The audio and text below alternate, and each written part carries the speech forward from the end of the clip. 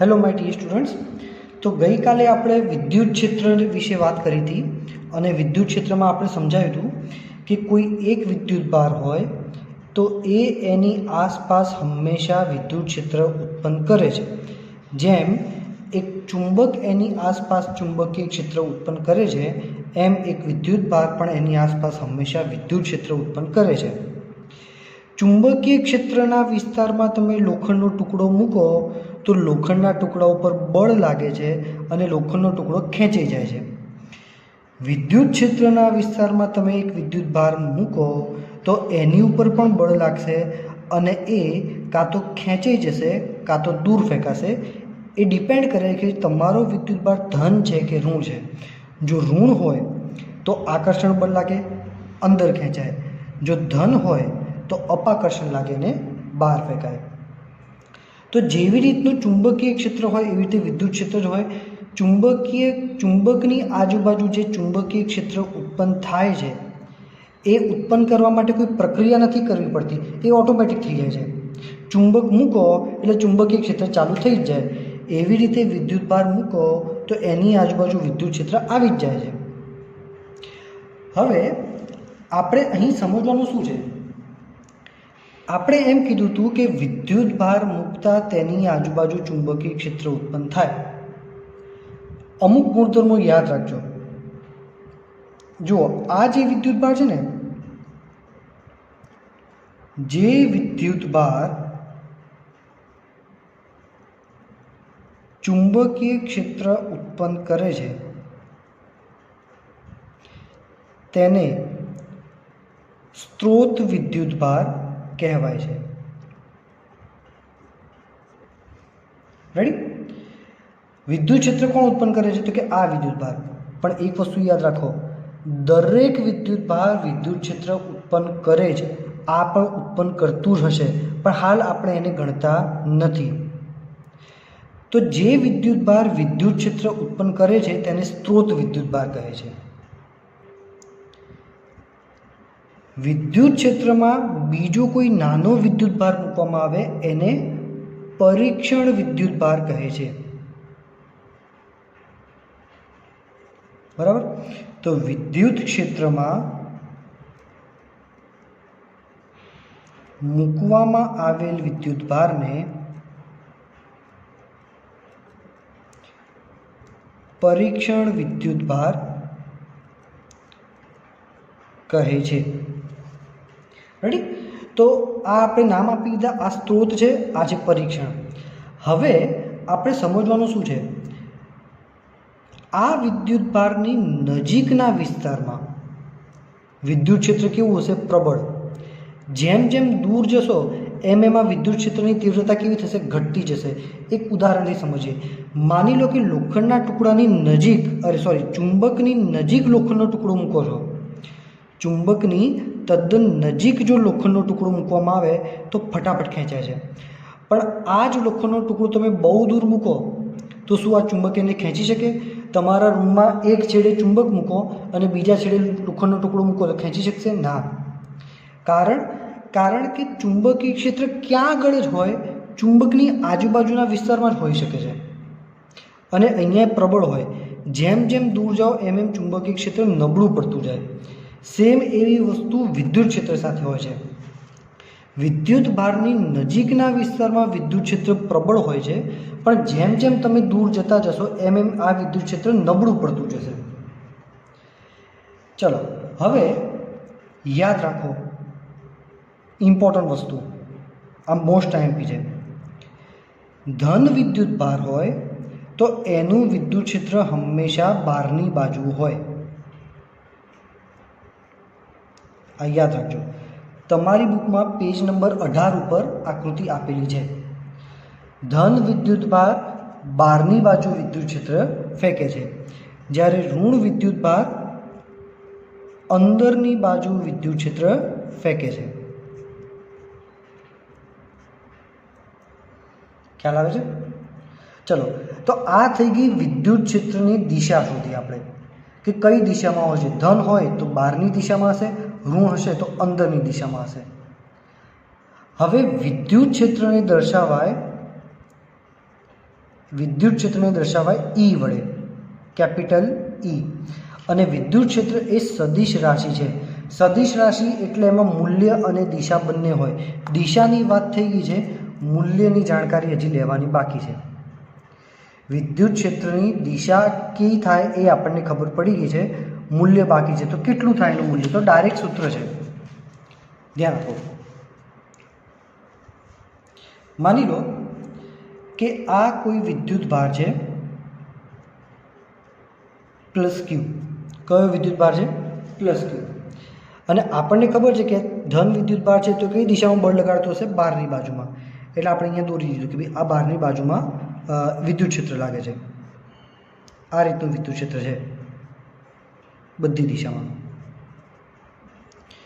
હવે હું એમ કહું કે આના વિદ્યુત ક્ષેત્રનું મૂલ્ય શોધવું છે, પણ કઈ જગ્યાએ મૂલ્ય શોધવું છે? અહીંયા આગળ મૂલ્ય શોધવું છે, પી બિંદુ પાસે। આપણે આ પી બિંદુ પાસે એનું મૂલ્ય શોધવું છે। કોનું? તો કે આના વિદ્યુત ક્ષેત્રનું।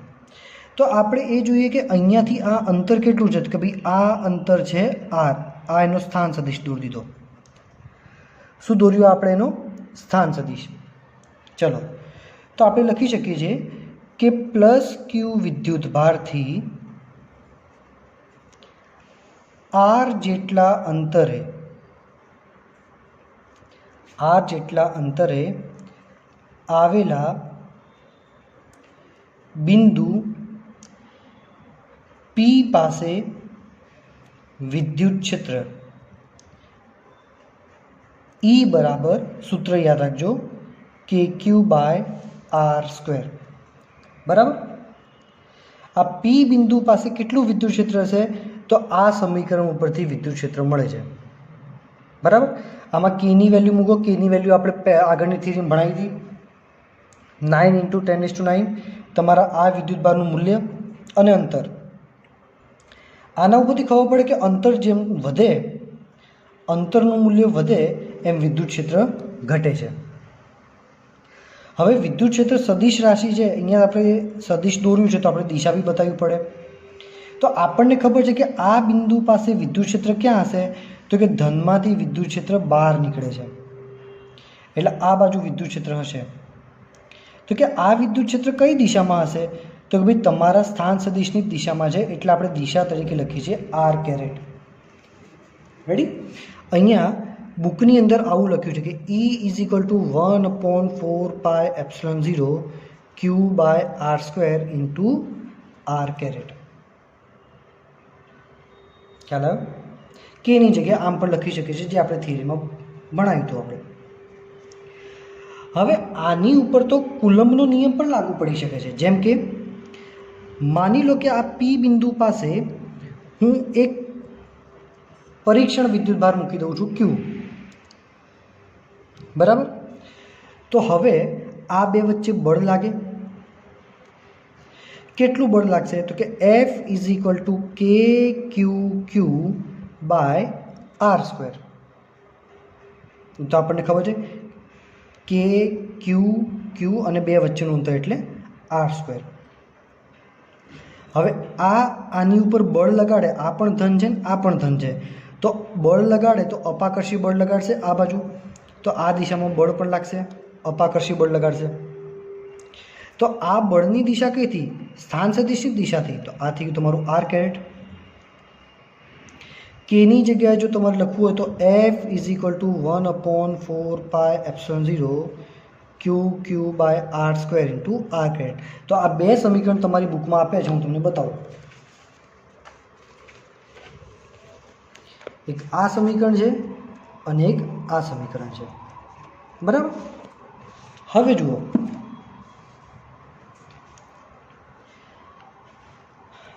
આ વસ્તુ જુઓ, 1/4πε0 ક્યુ બાય આર સ્ક્વેર અને આર કેરેટ, આટલું ખાલી આ સ્મોલ ક્યુ સિવાય, આ સ્મોલ ક્યુ સિવાયની આટલી વસ્તુ જુઓ તમે, તો આ વસ્તુ અને આ વસ્તુ સરખી છે। 1/4πε0 Q by R square R caret, 1/4πε0 Q by R square R caret. તો આ બધાની જગ્યાએ તમે E લખી શકો છો। તો સમીકરણ શું બને છે? F = QM અને E। મોસ્ટ આઈએમપી ઇક્વેશન, બરાબર. આ સમીકરણ પણ મોસ્ટ આઈએમપી છે.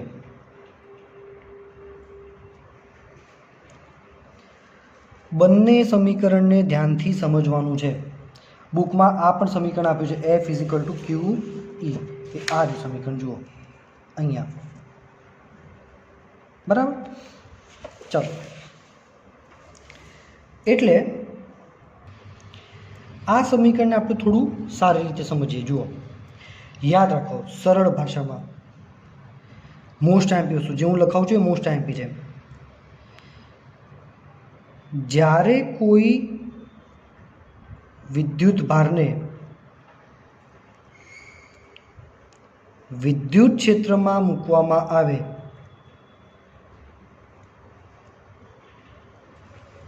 તો વિદ્યુત ભાર પર બળ લાગે છે. વિદ્યુત ભારને વિદ્યુત ક્ષેત્રમાં મૂકવામાં આવે તો વિદ્યુત ભાર પર બળ લાગે છે. એટલે ચલો, આ ધારો કે વિદ્યુત ક્ષેત્ર છે. આ શું છે? વિદ્યુત ક્ષેત્ર છે. વિદ્યુત ભારને વિદ્યુત ક્ષેત્રમાં મૂકવામાં આવે છે. ધારો કે આ વિદ્યુત ક્ષેત્રમાં મેં એક વિદ્યુત ભાર મૂક્યો છે ક્યુ. તો થઈ ગયું, વિદ્યુત ભારને જ્યારે વિદ્યુત ક્ષેત્રમાં મૂકવામાં આવે તો વિદ્યુત ભાર પર બળ લાગે છે. હંમેશા યાદ રાખો, વિદ્યુત ક્ષેત્રમાં વિદ્યુત ભાર મૂકો તો એની ઉપર બળ લાગે છે. કેટલું લાગે? તો કે એફ બરાબર ક્યુ ઈ જેટલું લાગે. કઈ દિશામાં લાગે? ધન વિદ્યુત ભાર હોય તો વિદ્યુત ક્ષેત્રની દિશામાં જ લાગે. એટલે વિદ્યુત ભારને વિદ્યુત ક્ષેત્રમાં મૂકો તો વિદ્યુત ભાર પર બળ લાગે છે. કેટલું લાગે છે? એફ ઇઝ ઇક્વલ ટુ ક્યુ ઈ. અને કઈ દિશામાં લાગશે? તો કે જે દિશામાં વિદ્યુત ક્ષેત્ર છે એ જ દિશામાં બળ લાગશે. એફ બરાબર ક્યુ ઈ. હવે એનું બીજું પાર્ટ જોઈએ. વિદ્યુત ક્ષેત્રમાં જો વિદ્યુત ભાર મૂકવામાં આવે તો વિદ્યુત ભાર પર બળ લાગે છે. કેટલું લાગશે? તો કે એફ બરાબર ક્યુ ઈ જ લાગશે. કઈ દિશામાં લાગશે? ઋણ વિદ્યુત ભાર હોય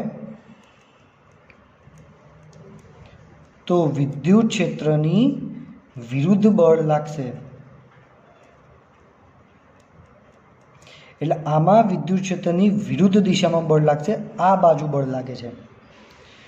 એફ બરાબર ક્યુ ઈ જ લાગે, પણ કઈ દિશામાં લાગે? વિરુદ્ધ દિશામાં લાગે છે.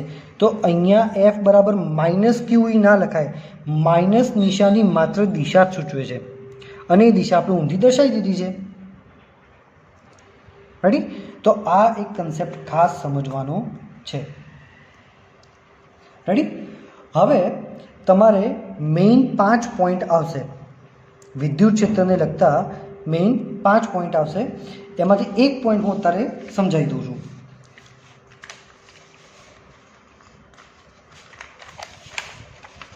ચલો, તો એ પોઈન્ટમાં શું કહે છે? ભાઈ આપણે આ સમીકરણ ભણી ગયા છે, કયું? એફ બરાબર ક્યુ ઈ. તો ચલો અહીંયાથી સ્ટાર્ટ કરીએ કે એફ બરાબર ક્યુ ઈ. એમાં ક્યુ કયો છે? તો યાદ કરો, આ તમારો કેપિટલ ક્યુ વિદ્યુત ભાર જે સ્ત્રોત છે એ વિદ્યુત ક્ષેત્ર ઉત્પન્ન કરે છે.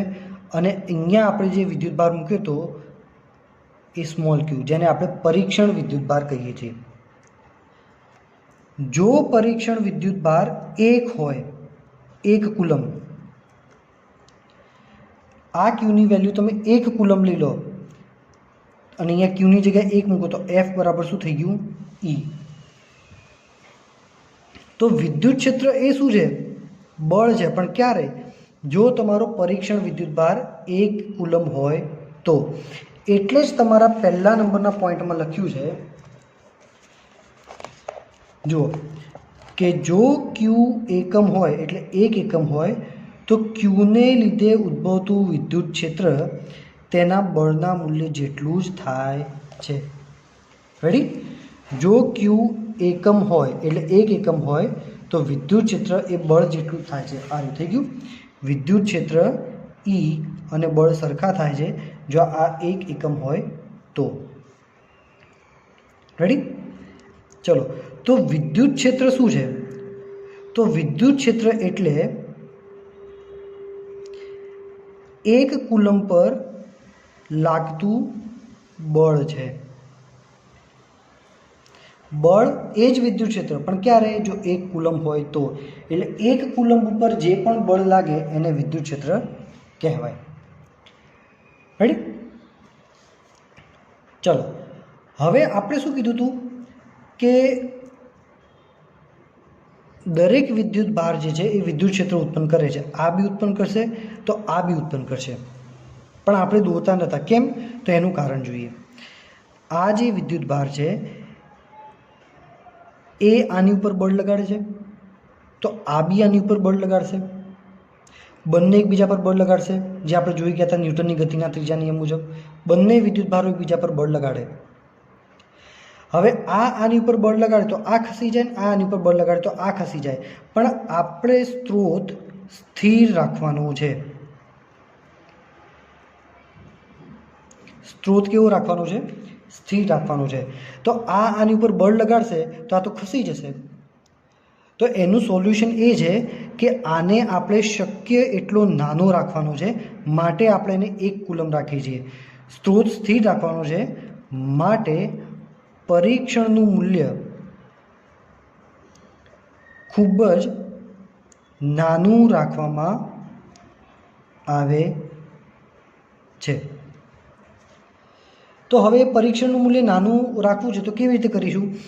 તો આમાં આપ્યું છે કે ક્યુની વેલ્યુ તમે એકદમ નજીક, 0થી એકદમ નજીક લઈ જાઓ. એટલે અહીંયા લખ્યું છે કે E = લિમિટ F/Q. એમાં Q જે છે એ ટેન્ડ્સ ટુ 0, એટલે ક્યુની કિંમત 0થી નજીક લઈ જવાની છે. તો આ સમીકરણ ક્યાંથી આવ્યું? ભાઈ આ જે આપણું F = QE છે ને એ જ છે. બસ આ સમીકરણમાંથી તમે E ને કરતા બનાવો તો E = F/Q થાય છે. એટલે E = F/Q, પણ Qની વેલ્યુ 0ની નજીક લાવવાની છે. તો અહીંયા આપણે પોઈન્ટ નંબર 1 કમ્પ્લીટ થાય છે. બરાબર? નેક્સ્ટ લેક્ચરમાં આપણે પોઈન્ટ નંબર 2 થી સ્ટાર્ટ કરીશું. બરાબર? તો અહીં સુધી વ્યવસ્થિત વાંચો. કોઈ પણ ડાઉટ હોય તો તમે મને પૂછી શકો છો. Thank you very much my dear student.